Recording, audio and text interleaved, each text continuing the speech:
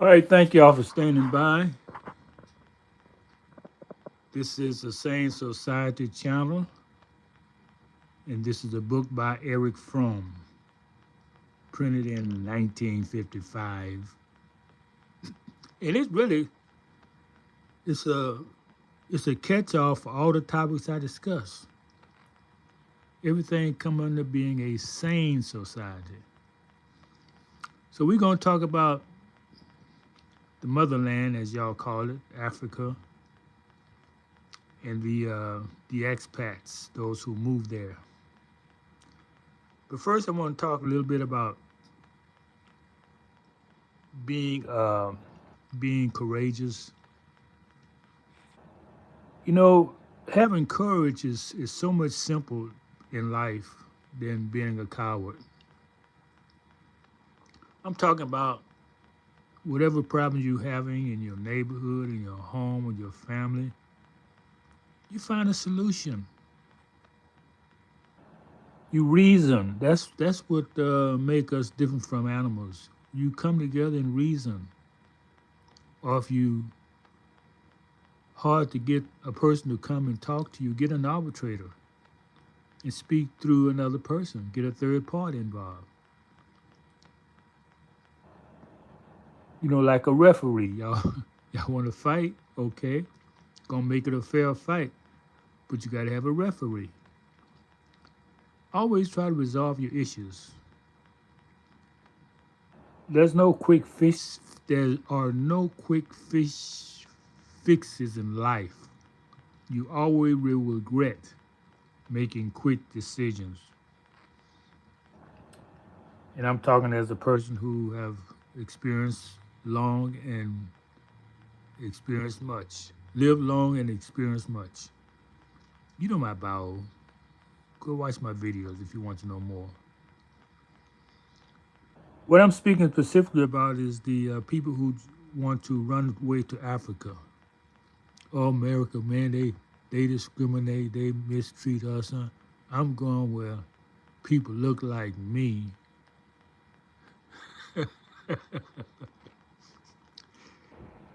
I've been there, I've done that. But you got to remember, everybody don't think like you. You look at yourself as being respected because you so-called returning home. They look at you as a person who's rich, who can afford to make that trip when they can't afford to make a trip, but you can. So they don't see you the same way you see yourself.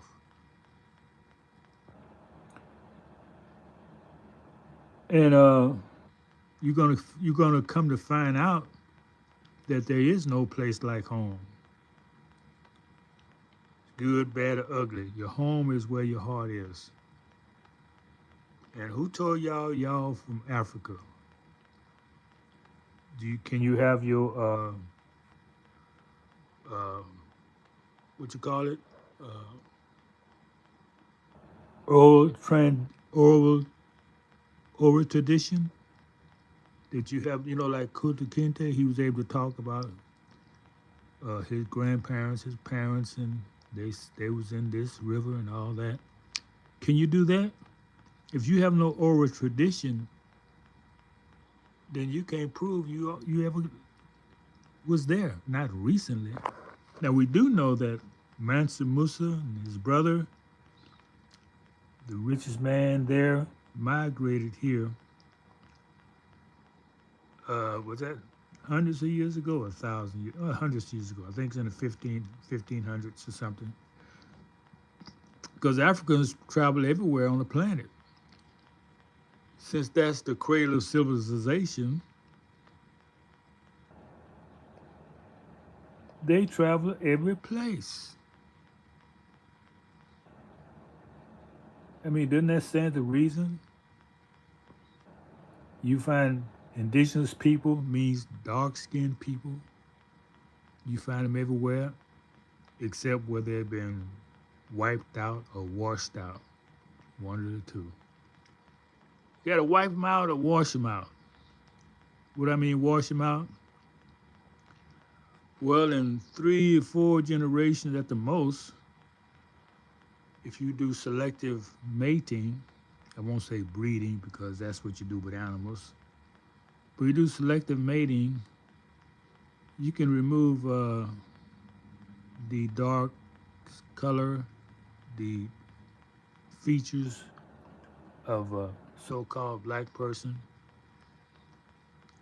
Yeah, that can be. They call that genetics. You can wash that out in about three generations. Just make sure they marry light and don't marry dark. Marry up. Oh, I have fun here. I come here and have fun, laugh with y'all, take a break from my studies, family pressure, and y'all here to engage me sometimes. Sometimes they let the chat open. Sometimes we engage.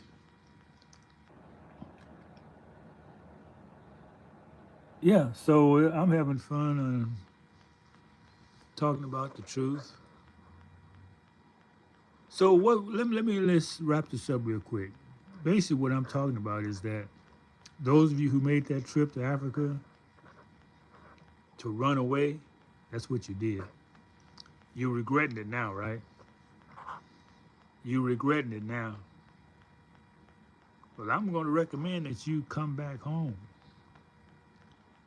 Get on the first thing flying, come back here. Because when the SH, the F, when the SH hit the F, you don't want to be in a foreign country. You don't want to be, you don't want to be around people who speak in different languages.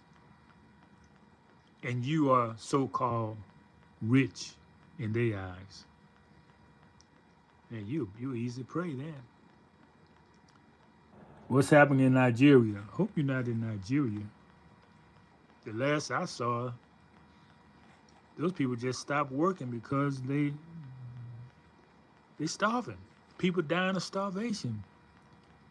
So they just stopped everything. Said too many people dying. Y'all got to do something. You know why that is, right? Because of the situation in the Middle East. This populous country, all these people, somebody didn't think enough to say, wait, we need to make sure we can feed ourselves. That should be a primary thing. And I'm trying to understand why these countries like Nigeria, Kenya, Ghana, a lot of these countries import food.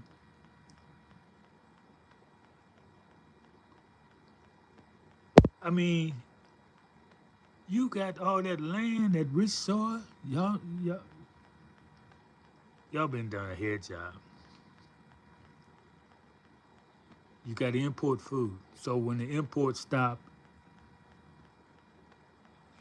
you die.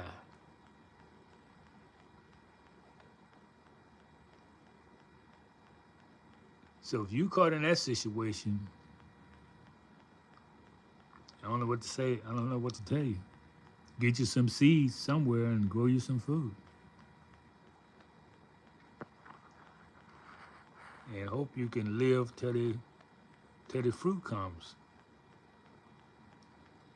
Because y'all, it's all about planning, people. It's all about planning. Planning for what if catastrophes always happen. What's your backup plan?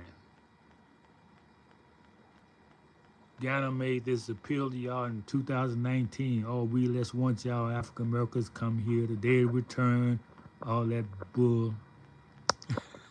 And at the same time, they're making deals with the oppressors to give away their resources. So what you gonna return to? You're gonna return to you returning to colonialism. And I got to talk about Ghana because they really messing up the whole continent, along with Nigeria and I say it like this: the only countries I respect who are actually doing something, actually recognize what it means to be free, produce what they consume and consume what they produce, are the ASEAN countries. That's so those three countries: Burkina Faso, Nigeria, and Mali. These presidents came together and said, "Hey, we can take care of ourselves. We can secure ourselves. We don't need y'all Europeans to do anything for us. We got to do it for ourselves. If we depend on you to feed us, you might decide to go on strike. And what's going to happen to us?" I mean, that's just common sense. You would think that the African country was go get behind these three leaders. As Kwame Ture said on the independence of Ghana, he said, "Our independence means nothing unless the country is united." Well, here's a man uniting the country. And you got three of them, and y'all are still playing around because of money, being bribed by European powers. Y'all are sick. But you're going to pay the price for being sick. And maybe it's good these things going to happen to you, this famine that's already at the doorsteps. Because maybe you're going to wake up and take something like this to wake you up. Take a catastrophe to wake you up because y'all been sleeping. We talking about a sane society. Produce what you consume what you produce. And I'm talking about every people everywhere.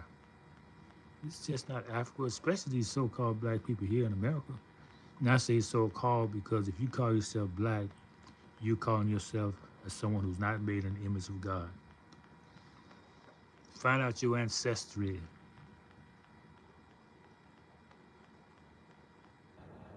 If you're indigenous American, you're an American. What's all this black stuff? That's what make you a slave. Anyway, I talk about the same thing, but I need to keep talking about it until I start seeing people change. That's it for now.